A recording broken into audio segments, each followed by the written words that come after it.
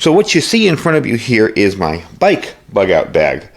Right now is a good time to start thinking about bug out bags. We saw recently how in Israel people needed to get away quickly, didn't have time to pack their stuff up. We see this kind of thing happening around the world. When there's a disaster headed your way, your buddy calls you from 3 blocks away saying, hey, there's 30 terrorists walking down my street. Maybe you want to get out of the area. One of the things I like with a bike as a bug-out vehicle is it's quiet. It gives me the ability to go places I normally couldn't go. And with a up converter and a solar panel, it's basically going to run forever until it breaks down. So I started thinking about what I'd put in a bike bug-out bag. I'm going to show you the inside of this very quickly because this is not done. You know, I work on my bug-out bags for like 6 months before I consider them finished. There are things I'm going to change in it. There's stuff I'm going to do differently. But this is the bag I'm going to use, and we are going to take a look at what's inside.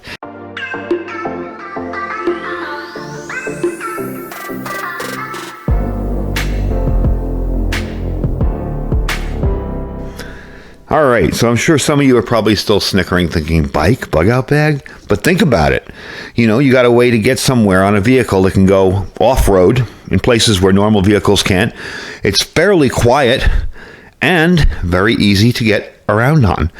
It's a good way to get away if you have to get away. Now, I'm not talking about an I'm never coming home kit. Of course, something like that would never fit on a bike. You'd be lucky to get that in your car. I'm talking about a quick 2 or 3 days, got to get out of the area.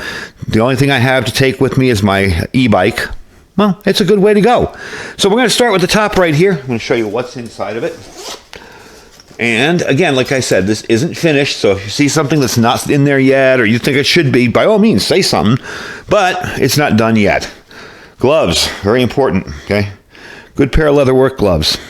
This little radio. Now, I have not reviewed this little radio. It's the ATS 100. It's a little AM/FM shortwave sideband little radio. I have everything in here to an extra antenna, and there's a little plug on the bottom for the antenna.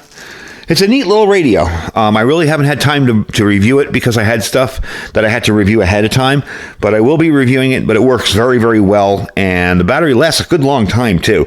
So, some form of communications. Now, of course, on my e-bike, I have a 2-meter 440 ham rig, so I have some form of communications, and maybe in the future, I'd rig up an HF radio on it, but for now, this is going to be my communications in the bag, okay?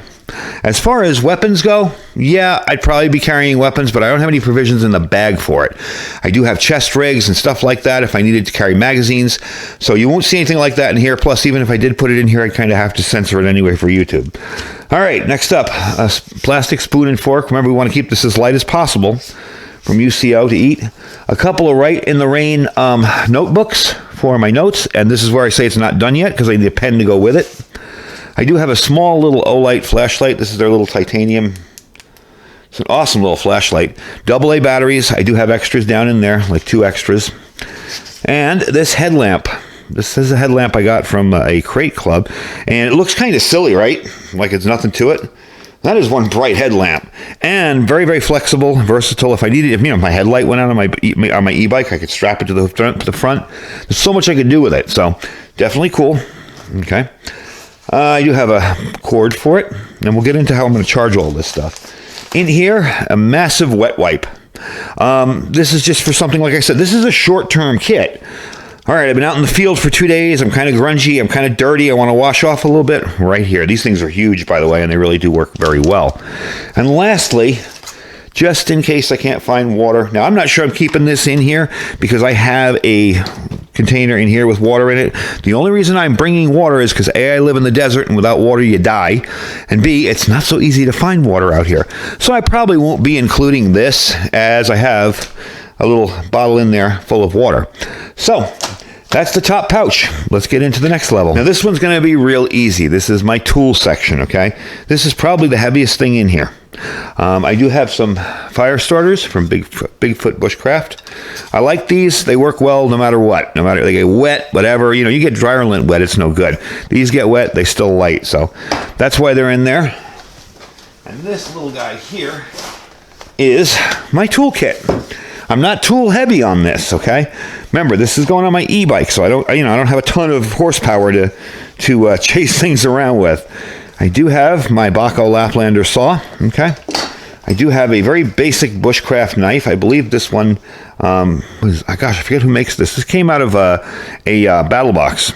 Really nice sharp edge on there, sharp 90-degree spine. Nice little bushcraft knife. Again, I'm not bringing out a big honking huge, machete. Just want something basic. Little knife sharpener, this Victorinox sharpener. You can either run it through here, or if you take the other side off, you have a bit of a hone there.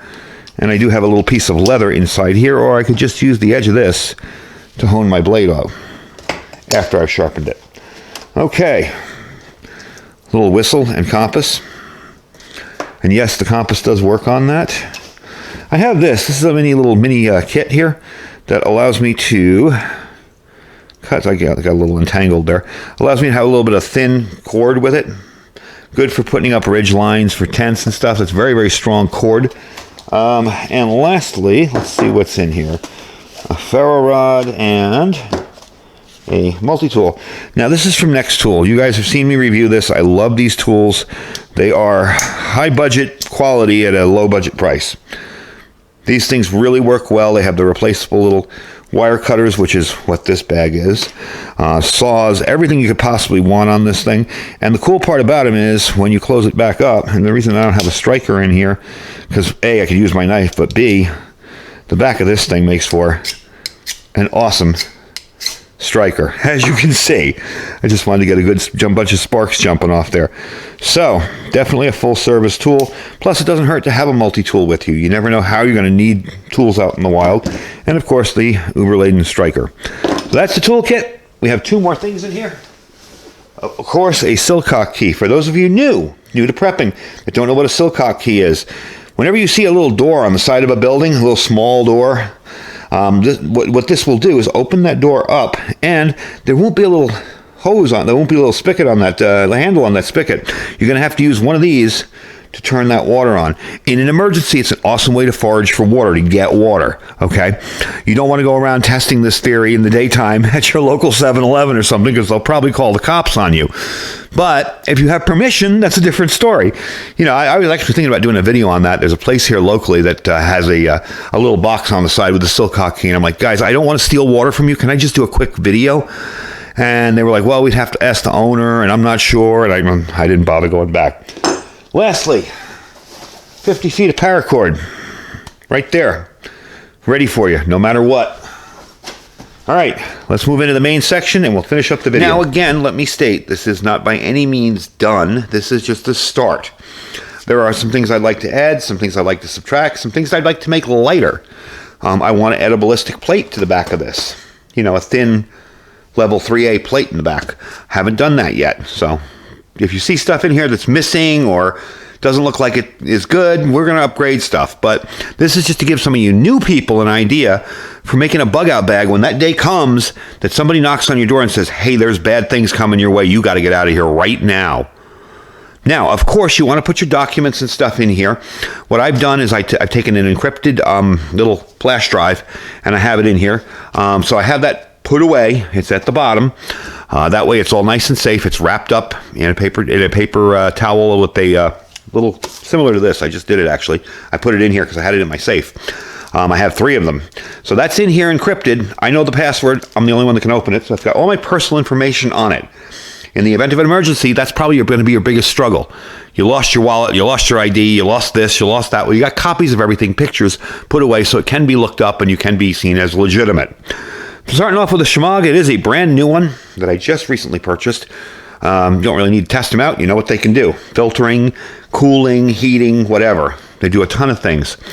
Next up is a quick little thing of some coffees and some bone broth, vegetable stuff. A couple of Propels for hydration. Okay. I have a little power bank here.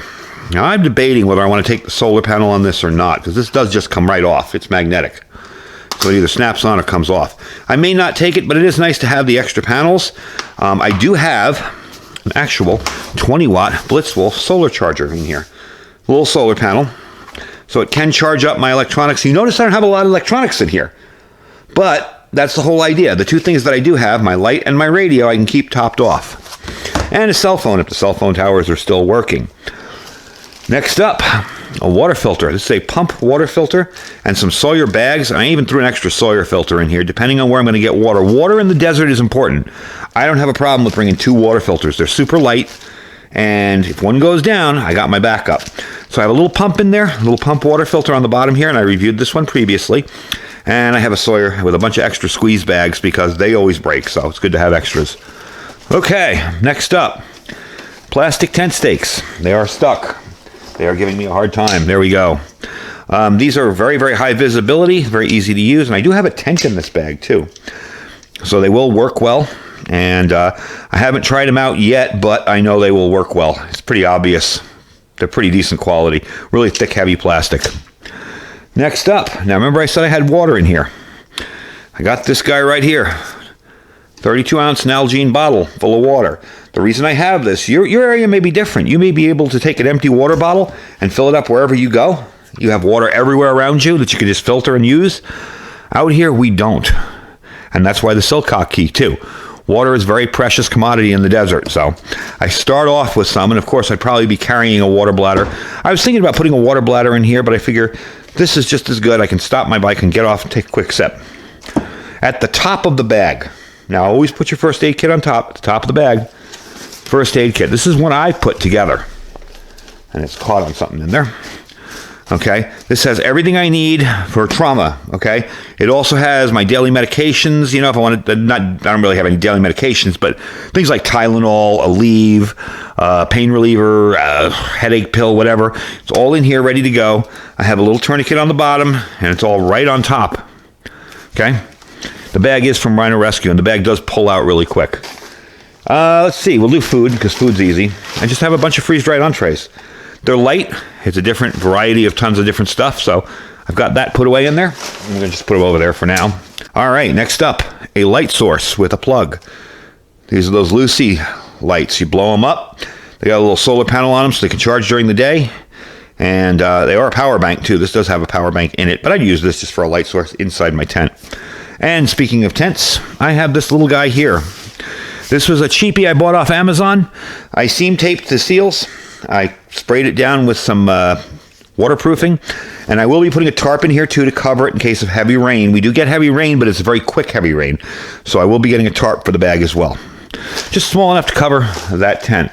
Starting to lose some room here. Okay, sleeping bag. Yes, a low, kind of lightweight sleeping bag. We don't get to the point where we're like ridiculously cold out here. We do get some cold nights, but with this and my Whoopie, I'll be just fine. So, not worried about that. Okay, I'm gonna put this over here because I'm running out of room on that side. Now, on the bottom here, this is my cook kit, pot, and everything. Because I'm only using freeze-dried entrees, all I need is a very light titanium pot, which I'll bring back up for you to show you. Okay, a little Best Gardel lightweight titanium pot. And in here is a titanium alcohol stove with this little guy here. Let me show you. Easier to pull it out and show it to you.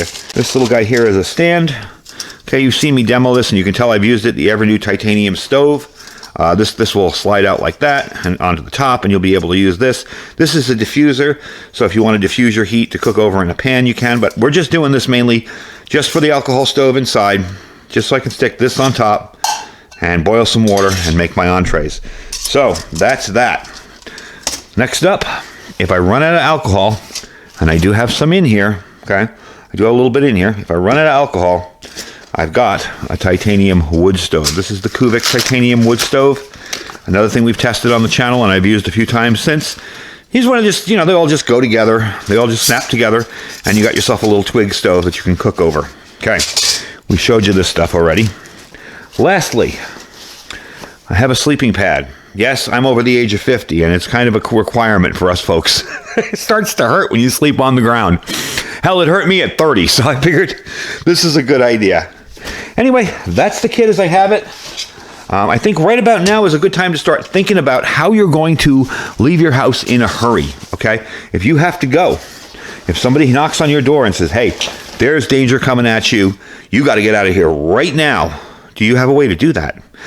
Again, bug out bags are not for I'm never coming home. That's a whole separate kit. I have that with Rubbermaid tubs and I can load it into my car in like 20 minutes and be out of here.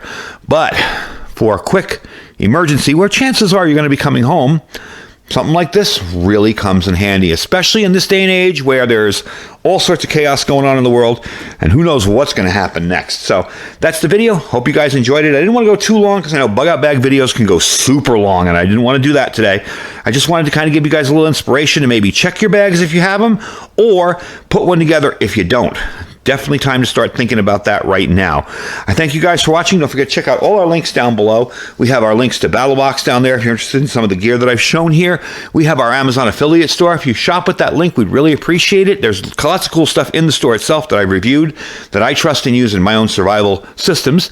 We have our freeze-dry wholesalers link. He's got 15% off the food if you use that link right down there, okay? Use that link. When you get to your checkout, you will see your Iridium 242 15% discount off on food. My Patriot Supply link down there, preparewithiridium.com. Lots of good food to check out there too as well. And our Thrive Life freeze-dried food store. I thank you guys for watching. I gotta put all this stuff back away. Stay safe and stay prepared.